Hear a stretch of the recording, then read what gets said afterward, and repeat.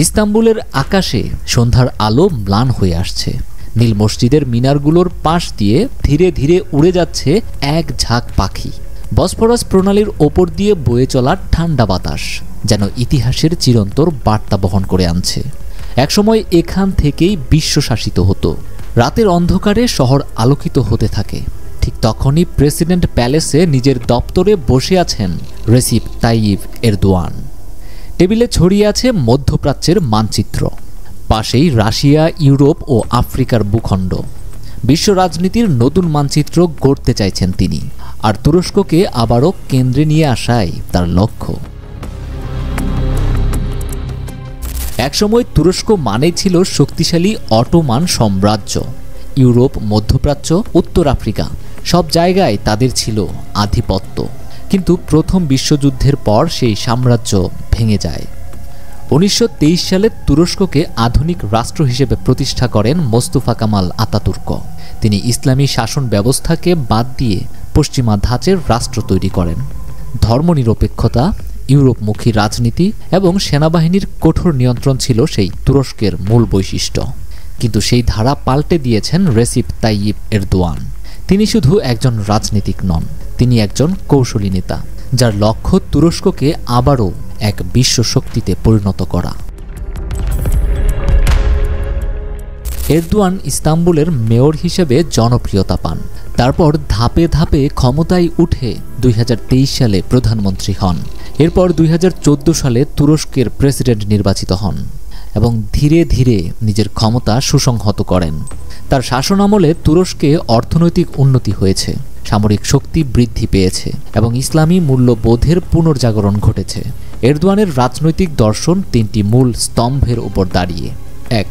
তুরস্ককে অর্থনৈতিক ও সামরিকভাবে শক্তিশালী করা। 2. পশ্চিমাদের ওপর নির্ভরশীলতা কমানো। 3. মুসলিম বিশ্বের নেতৃত্ব গ্রহণের চেষ্টা করা। মধ্যপ্রাচ্যে আধিপত্য বিস্তারের জন্য কয়েকটি দেশ প্রতিদ্বন্দ্বিতা করছে: সৌদি আরব, ইরান এবং তুরস্ক। ইরান ইসলামী বিপ্লবের মাধ্যমে নিজেদের শক্তিশালী করেছে।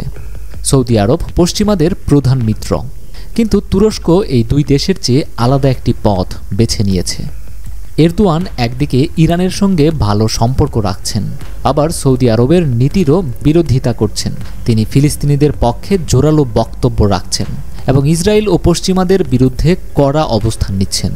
তুরস্ক এখন সিরিয়া, লিবিয়া ও আফ্রিকার বিভিন্ন অঞ্চলে সামরিক উপস্থিতি বাড়িয়েছে। এরদোয়ানের লক্ষ্য পরিষ্কার, তিনি শুধু তুরস্কের নেতা হতে চান না, তিনি পুরো মুসলিম বিশ্বের নেতা হতে চান। তুরস্ক দীর্ঘদিন ধরে পশ্চিমা বিশ্ব, বিশেষ করে ন্যাটোর ঘনিষ্ঠ মিত্র ছিল, কিন্তু এরদোয়ানের শাসনামলে সেই সম্পর্ক জটিল হয়ে উঠেছে। তিনি ইউরোপীয় ইউনিয়নের নিয়ম মেনে চলতে অস্বীকার করেছেন। তিনি রাশিয়ার কাছ থেকে S-400 ক্ষেপণাস্ত্র কিনে আমেরিকার বিরাগ ভাজন হয়েছেন। তুরস্কের স্বায়ত্তশাসনের প্রশ্নে তিনি কোনো আপোষ করতে রাজি নন। এ কারণে ওয়াশিংটন ও তেল আবিব নানান কারণে এরদোয়ানের নীতির কঠোর সমালোচনা করেছেন। কিন্তু এরদোয়ান জানান, পশ্চিমাদের চাপে নতি স্বীকার করলে তুরস্কের স্বাধীন নীতি নষ্ট হবে।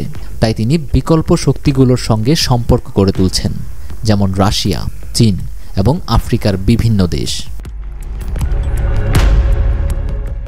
রিসেপ তাইয়িপ এরদোয়ানের রাজনৈতিক যাত্রা শুরু হয়েছিল ইস্তাম্বুলের মেয়র হিসাবে, কিন্তু তিনি শুধু একজন মেয়র ছিলেন না, তিনি ছিলেন একজন কৌশলী নেতা, যার স্বপ্ন ছিল তুরস্ককে আবারও এক বিশ্ব শক্তিতে রূপান্তর করা। এরদোয়ানের শাসনামলে তুরস্ক শুধু একটি আঞ্চলিক শক্তি নয়, বরং মধ্যপ্রাচ্য, ইউরোপ ও আফ্রিকার গুরুত্বপূর্ণ খেলোয়াড় হয়ে ওঠে। দেশে বিদেশে একটা অক্ষয় চরিত্র হয়ে উঠেছেন এরদোয়ান, আর এমন ইমেজ তৈরিতে 3টা পদক্ষেপ ছিল গেম চেঞ্জার। 2003 সালে প্রধানমন্ত্রী হিসেবে ক্ষমতায় আসার পর থেকেই তিনি অর্থনীতিতে বিপ্লব ঘটান, তুরস্কের সামরিক শক্তি বাড়ান, আধুনিক অস্ত্র উৎপাদনে বিনিয়োগ করেন, ইসলামী মূল্যবোধকে পুনরুদ্ধার করেন, যা আতাতুর্কের যুগে প্রায় মুছে গিয়েছিল। এরদোয়ান জানান, তার পথ সহজ নয়। আমেরিকা, ইউরোপ, এমনকি মুসলিম বিশ্বেও অনেকেই তাকে থামাতে চাইবে, কিন্তু তিনি থামবেন না। তুরস্ক কি আবারও বিশ্বশক্তি হয়ে উঠবে? নাকি আন্তর্জাতিক রাজনীতির চাপে তার স্বপ্ন অপূর্ণ হয়ে যাবে। রাত গভীর হতে থাকে। বসফরাস প্রণালীর ওপর ঝলমল করছে আলো। প্রেসিডেন্ট প্রাসাদে এরদোয়ান জানালার পাশে দাঁড়িয়ে আছেন, তার চোখে দৃঢ় সংকল্প। তুরস্ক শুধু একটি দেশ নয়, এটি একটি ঐতিহ্য।